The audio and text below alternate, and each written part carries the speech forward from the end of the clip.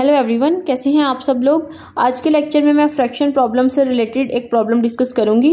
Problem given है कि if a history class has 12 boys and 18 girls then boys are what fraction of the class.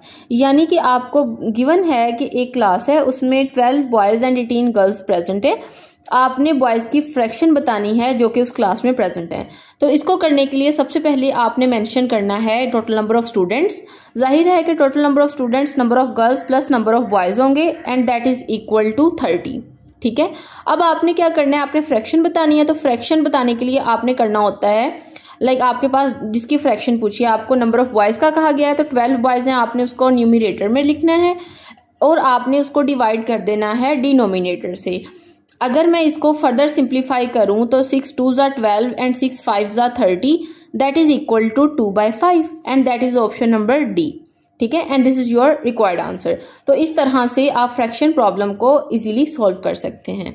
This is all about this lecture. Thank you so much.